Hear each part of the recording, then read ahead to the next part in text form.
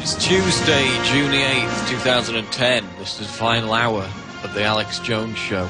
My name is Paul Joseph Watson. I'm the editor and writer at prisonplanet.com, and I'll be sitting in for the last 60 minutes on today's broadcast, as I did yesterday.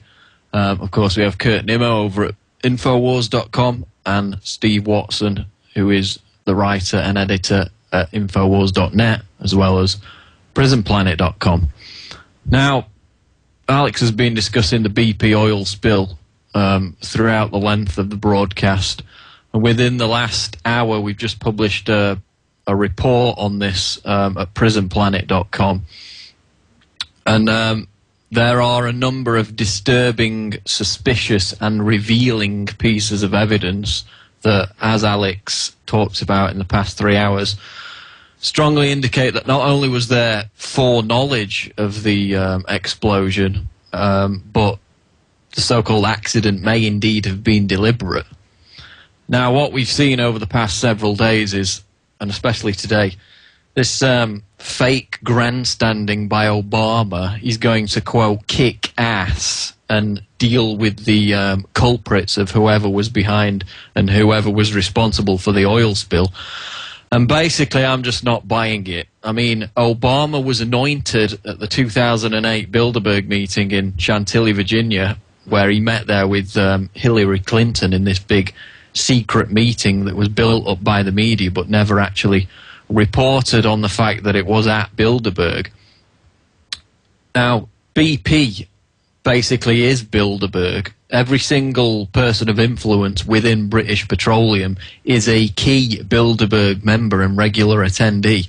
People like John Brown, the former CEO, people like the chairman, Henrik Svanberg, and of course the current chief executive of BP, Tony Hayward, who was recently pretty active in getting rid of his shares in BP right before the oil spill. That's one of the pieces of evidence we cover in the article.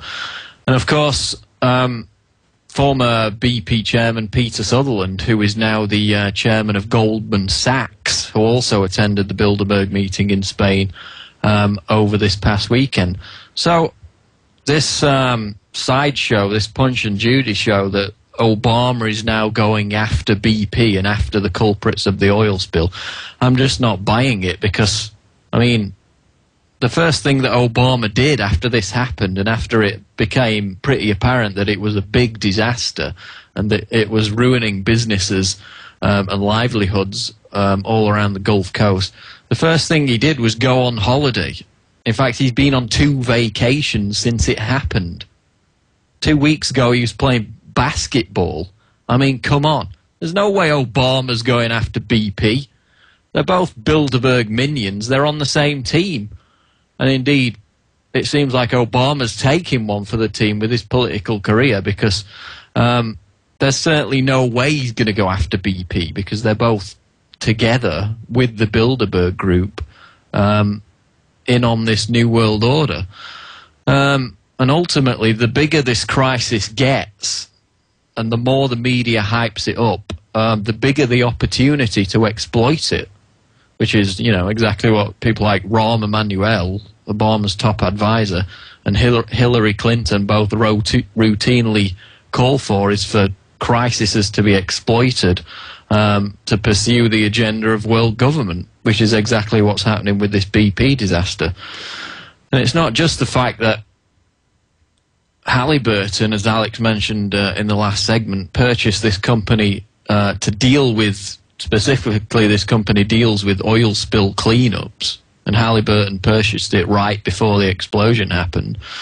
It's not just the fact that Goldman Sachs, which of course is headed up now by Peter Sutherland, Bilderberger and former BP CEO, Goldman Sachs dumped 44% of its shares in BP, British Petroleum, during the first quarter of this year.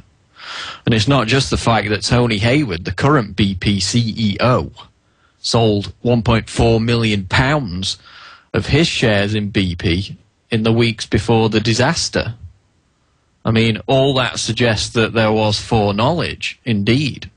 But the most alarming smoking gun is the fact that BP's own investigative report into the oil spill on page 37, and we've got this linked up in the article on prisonplanet.com, quite clearly states that, quote, undocumented modifications were made to the hydraulic system that is used to seal the well in the event of an emergency before the explosion took place.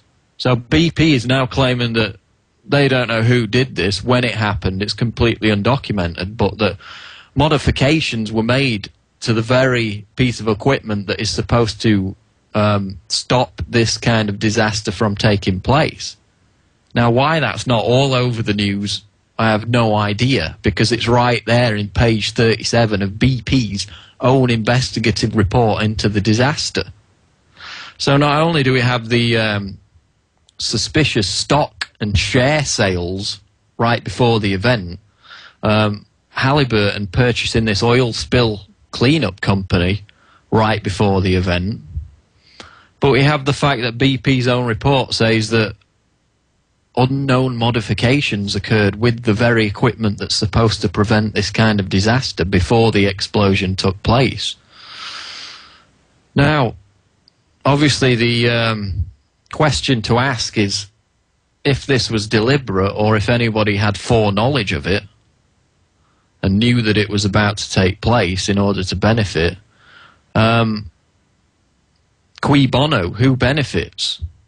I mean, experts are now saying that this could drag on for years and years and years.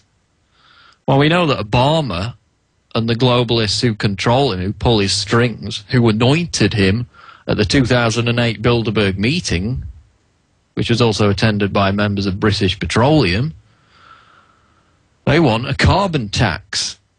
They want a gas tax. They want a consumption tax. It all basically means the same thing. But they're not going to get it with the situation that we've got in place at the moment. Certainly what would help them to get it rammed through is if the government, the federal government of the United States, nationalizes the oil companies, which we know is a stated goal of the Democrats. And so we've got, with the failure of Copenhagen and with the exposure of the phony global warming movement after ClimateGate, the carbon tax has basically hit a dead end. But now we've got this major environmental disaster.